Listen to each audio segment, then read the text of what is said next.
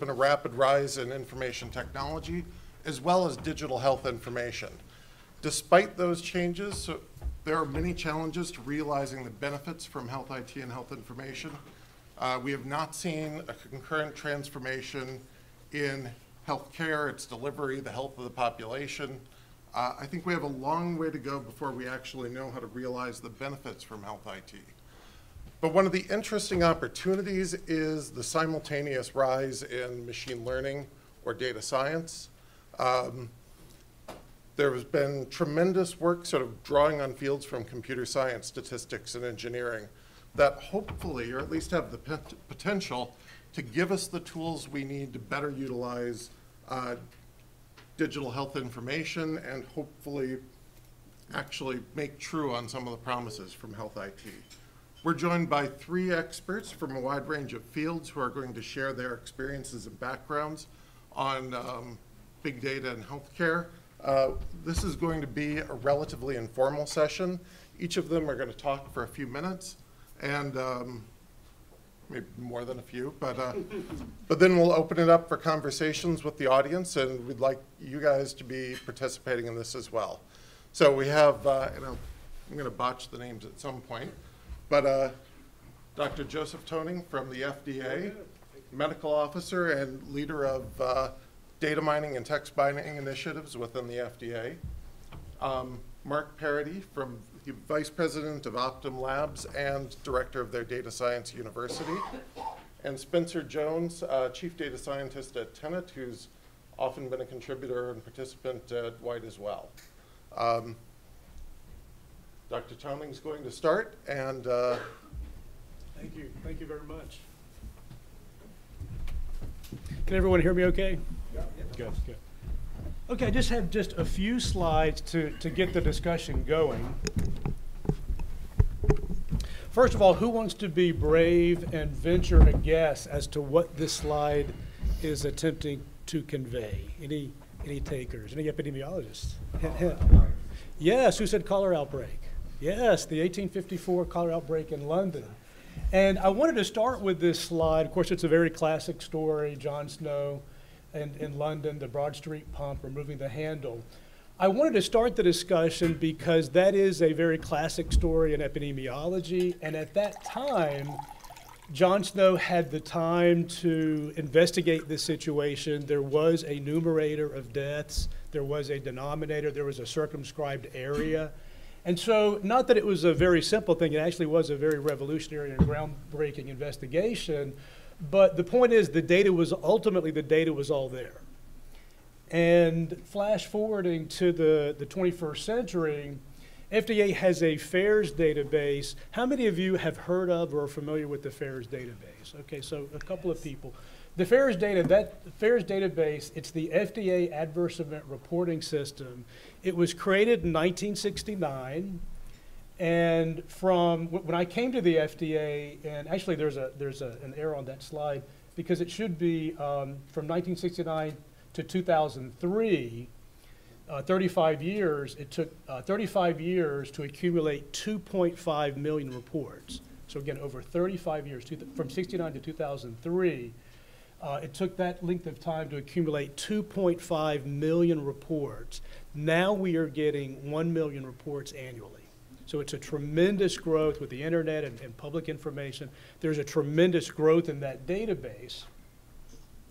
And just the obligatory FDA website slide to show the growth of FAERS.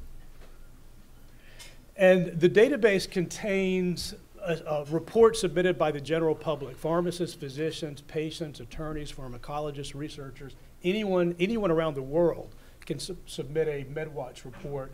That's the form. As you can see, there are a lot of different fields.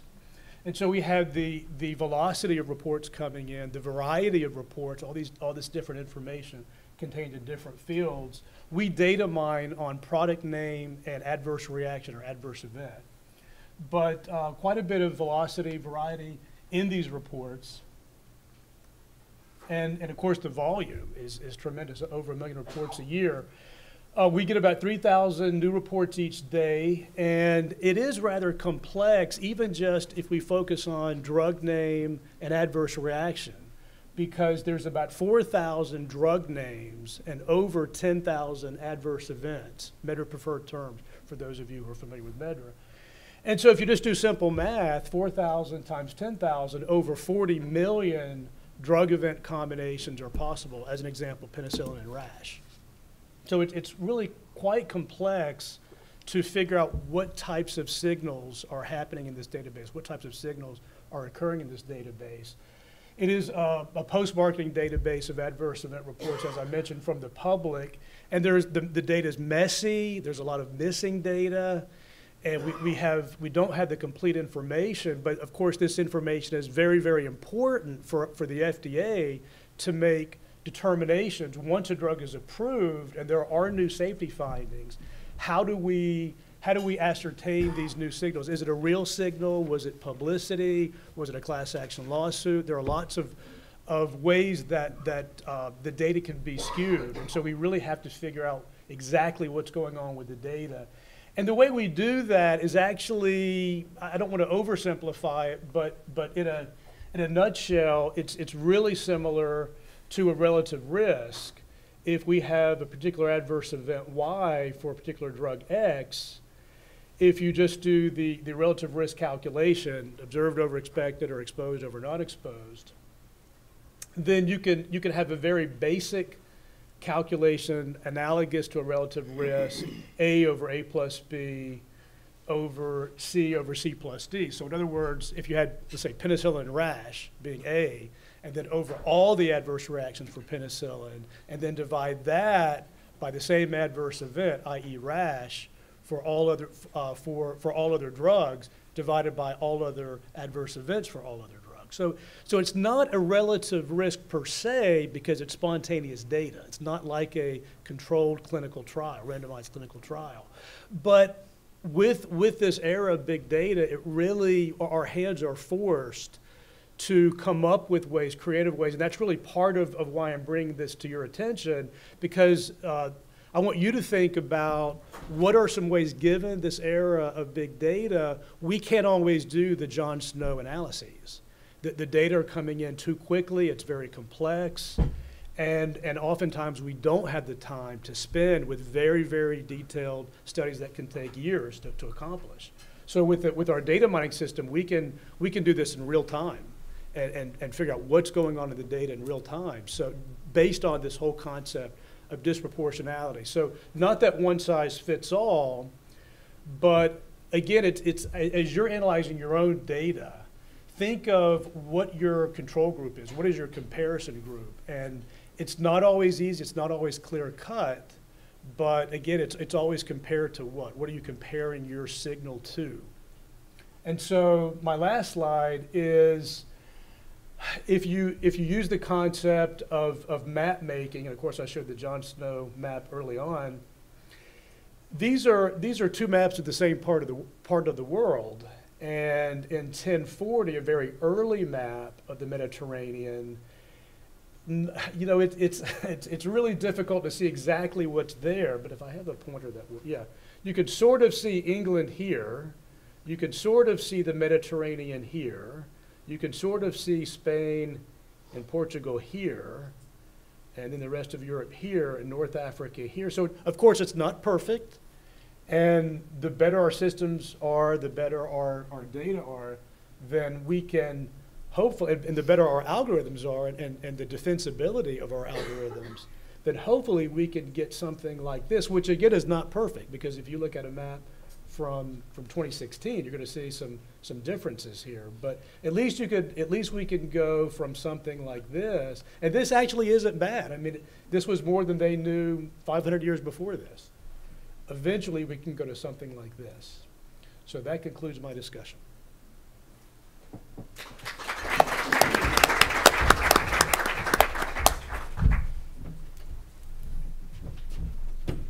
right. So let's see if we can. Where do we have? Let me say, first of all, how excited I am to be here and to be in this group of people. I think it's a fascinating topic and a lot of good conversations. And I'm very pleased with what Dr. Simpson and Dr. Tunning have said, because I was a little bit afraid at first that I would be that some of my message might be preaching to the bar, but I think I'm preaching to the choir in this case, which is a friendly audience. So first of all, I just want to introduce you a little bit to Optum. You probably all know who Optum is, right? I'm part of Optum Labs, right, which is a division of Optum. Optum obviously rolls up to United Health Group, United Healthcare. Right, we are a Fortune 6 company, global, sort of a multinational company, right, responsible for in many different aspects of the healthcare space, and have access to quite a significant sort of data set out there. My particular role is as Vice President of Data Science University, and so a lot of what I'm going to be talking about is going to be sort of very much colored by the fact of what I do and what my role is. So I guess, first of all, one of the things I should also say is that what you're going to see here is not necessarily the sort of approved Optum United Health Group, United Healthcare view of the world. A lot of what we're doing and a lot of what I'm doing is still very much work in process. So this is sort of my view on these things and how we're trying to make these things happen within this organization, within this 240,000 person organization that is United Health Group, and how we're trying to really sort of bend the curve. So first of all, I want to sort of orient everybody a little bit to what we really sort of see as the elevator pitch for Data Science University. So what we really see is about developing this healthcare-specific data science, machine learning, big data competency that we're going to disseminate throughout the United Health Group family of companies, partners, and clients. And that's important. It's not just something that we want to do within the United ecosystem, but it's also something we really want to push out as well to those folks that we work with and those constituencies we serve.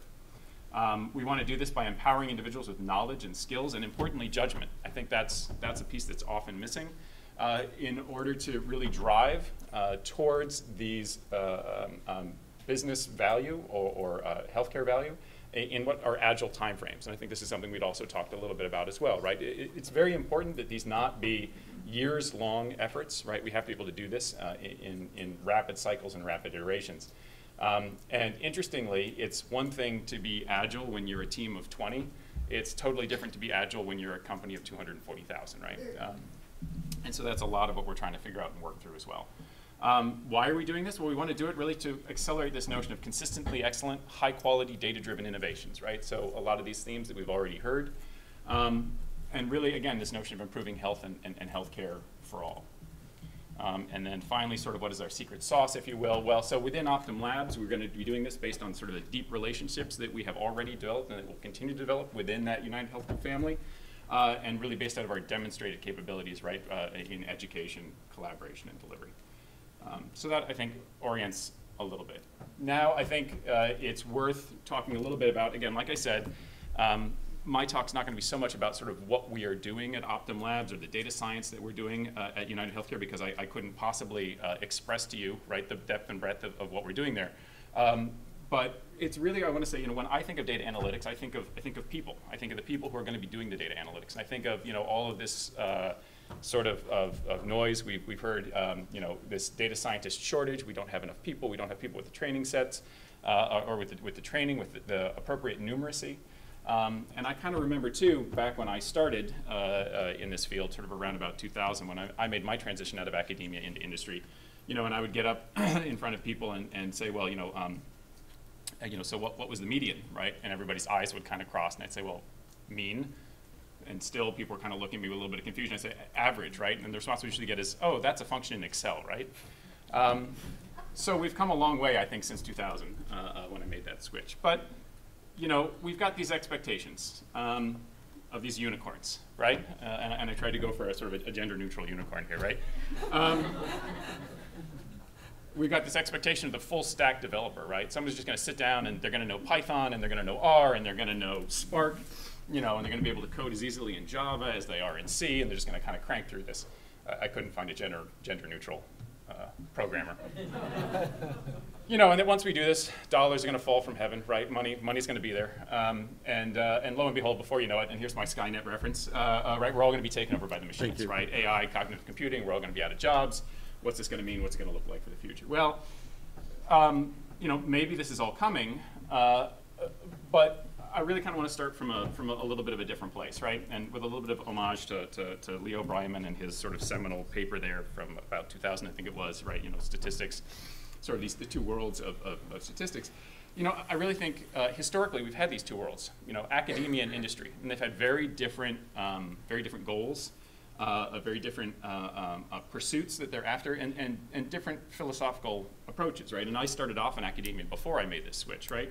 And so when you sort of think of what it is that academia used to care about, right, or should care about, right, to some extent is this notion of perfection and truth, right? The reason it takes 4 to 5 years, right, for anything to get done in academia is because you want to make sure that what you say is true. Because you're standing up in front of a room like this, you're presenting your data, and half the people in the room disagree with you on the interpretation of that data, and you better be willing and ready to defend it, right? Sort of the lone man or lone woman against the world, right? And you compare and contrast that with industry, right? Which is just good enough, right? And deliver value, right? And these are two very sort of different goals. Now, I think there's a lot of fascinating and wonderful things about academia, right? In many respects, I wish I could go back to being an academic, and maybe I have right now that I'm part of this data science university thing.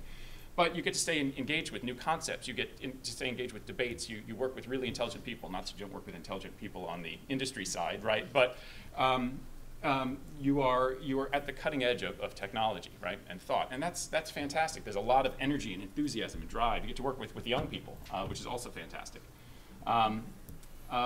There's a lot of great things about industry too, right? Industry gives you real units that you can measure your work against, right? It gives you urgency, right? You get to feel that you're making an impact, right? When you actually get to the stage where something you've discovered or worked on is implemented and it's impacting people's lives, you know, it's not just that the other 5 people in the world who understand the math in your paper, right, who are impacted by what you have to say.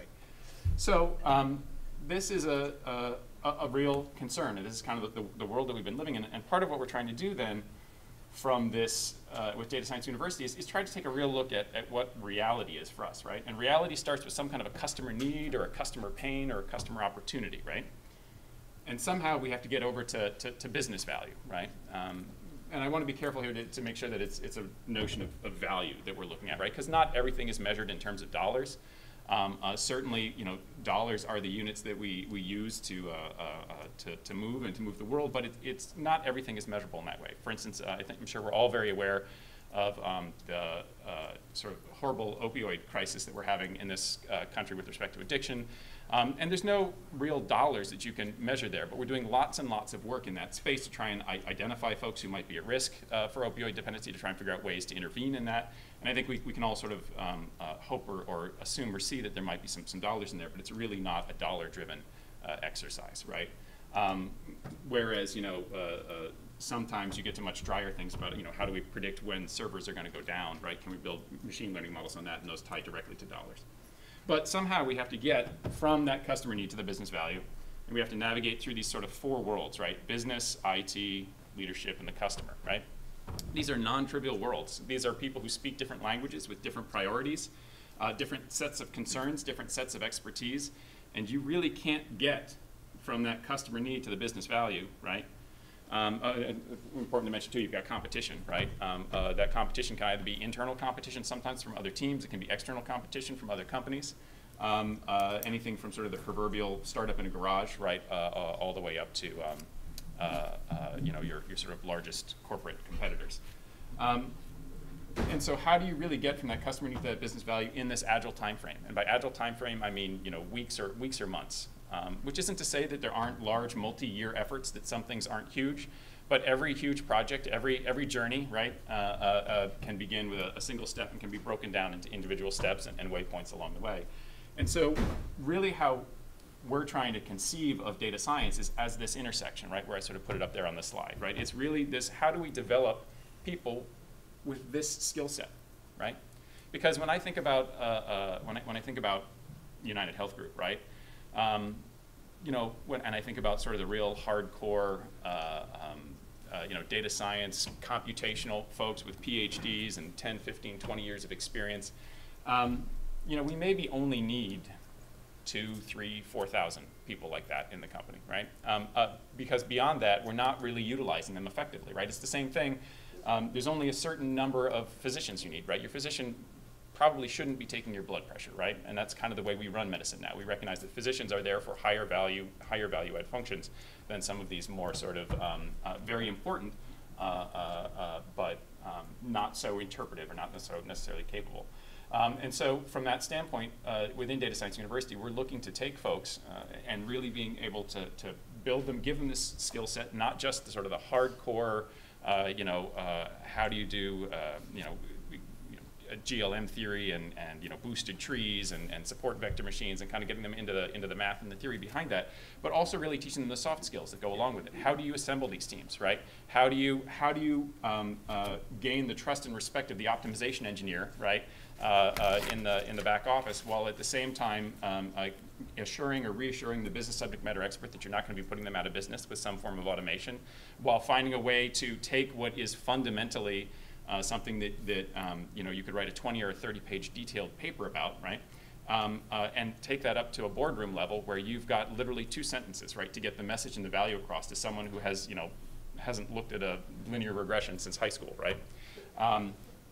And so, and ultimately, again, you can do all of this work, and if at the end of the day it's not something that appeals to the customer or sings to the customer or meets their need or delights the customer, it's sort of a tree falling in the forest.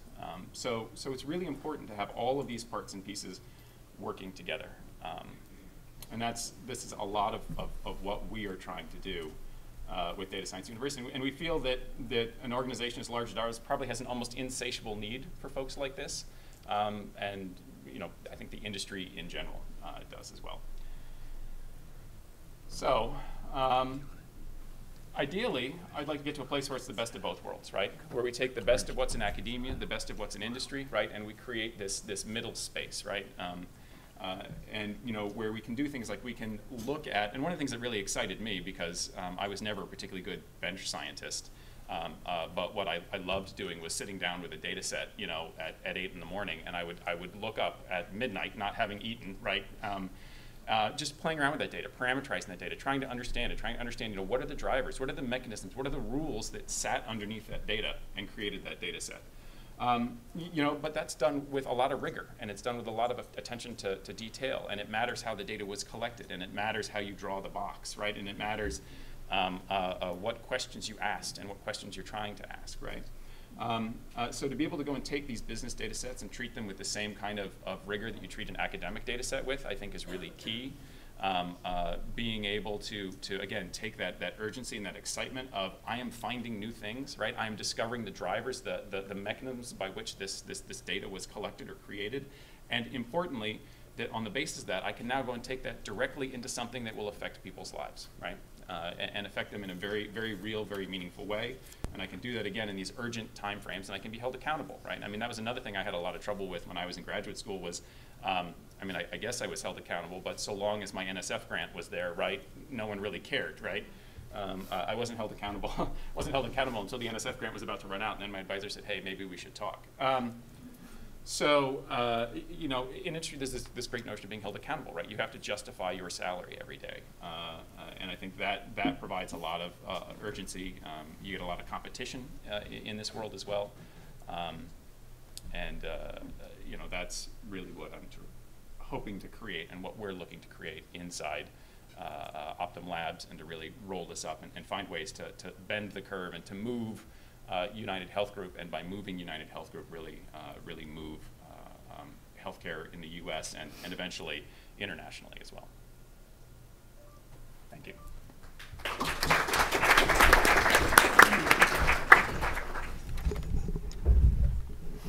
I think Spencer's going to take a moment to set up.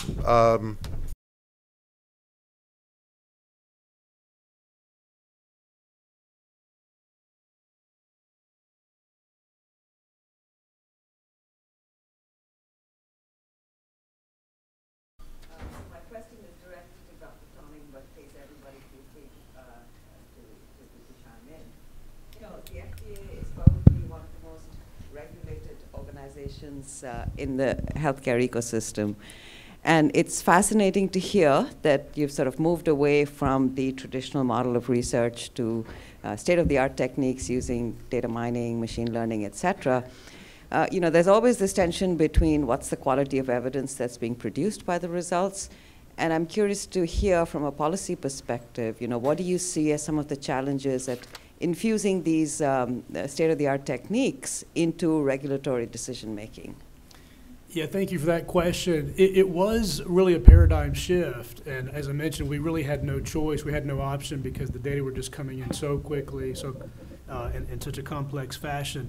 But we engaged stakeholders early on, and the primary stakeholders were the pharmaceutical companies, and they were also very interested in data mining. This disproportionate, there are, of course, many different data mining algorithms, but when I mention data mining of drug safety databases, I'm really talking about that whole concept of disproportionality, that concept of a relative risk type of calculation. And others were interested, other stakeholders were interested because they had their own databases. That the FDA FAIRS is publicly available on the internet, but they also had their own databases, and they were faced with similar challenges. So we engaged them early on and had discussions with them about what conclusions can we draw from this kind of analysis, given the fact that it is spontaneous data and that there can be many reasons for a spike in the data and determining what's a signal, what's the definition of a signal.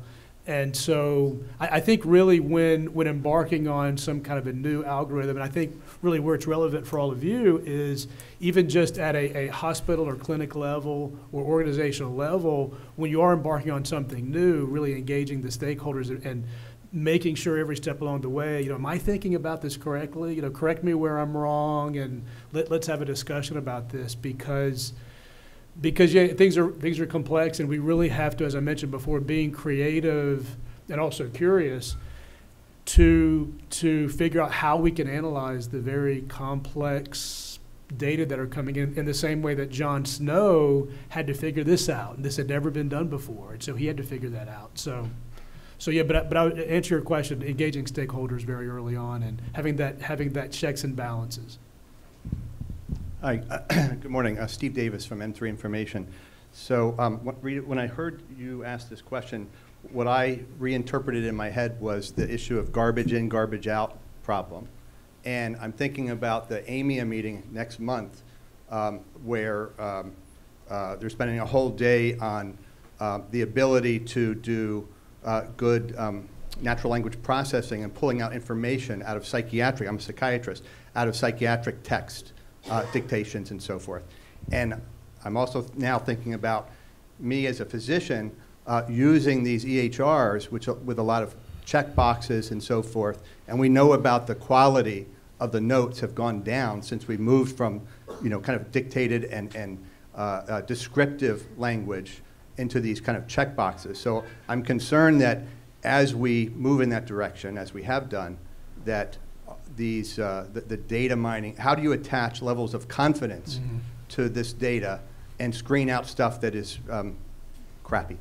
Yeah, good question. I think really knowing the nuances of your data and really someone or a group of people who are really intimately involved with the design of the new system for data collection, knowing the limitations, knowing the caveats, the same with our FDA FAIRS.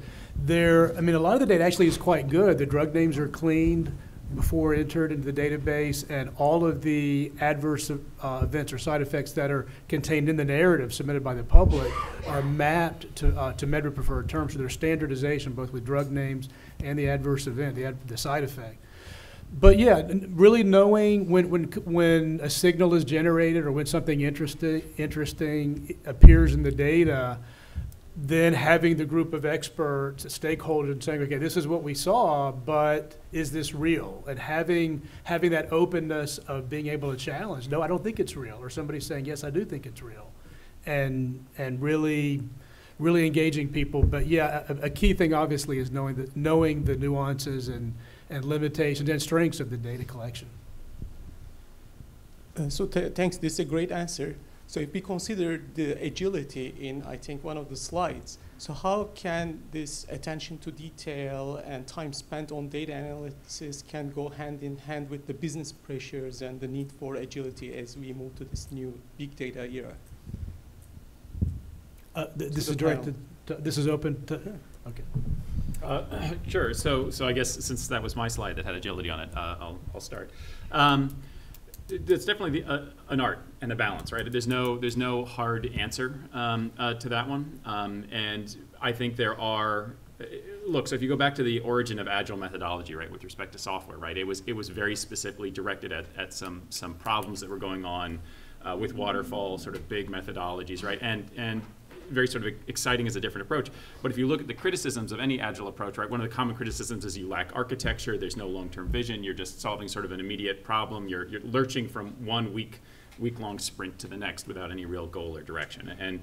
And I think the thing to remember is that you can still have multi-year projects, you can still have high quality, right? But you have to chunk and break up the problem, right? Rather than looking at it as a giant a deliverable with a series of sort of discrete serial phases in it, you have to start looking at it as breaking each of those pieces apart. And now you have to say, well, data quality is one of our sprints, right? Understanding the data is one of those small pieces. And so can we get to, within a week or a month, can we get to that gating mechanism, that go, no go, that success or failure stage that says, do we know the data well enough to go on to the next stage? So there should always still be elements of architectural thinking. There should always still be elements of long-term thinking. You shouldn't be sacrificing quality. And ideally, this is another thing that's very important for us, is when you're defining a project, it's not just about the intake aspects or what you need to get the project started. It's also about how you're going to measure the project at the end. We don't want to start a project that we can't tie to direct gating measures and ultimately to value in some way as well. And so from that standpoint, you can tie those interim, data quality, ETL, all that type of stuff that occurs, you can tie those still to measures of value and things that are meaningful and move the business forward without having to sort of wait until, to make your judgment to the very end, right? All right, thank you.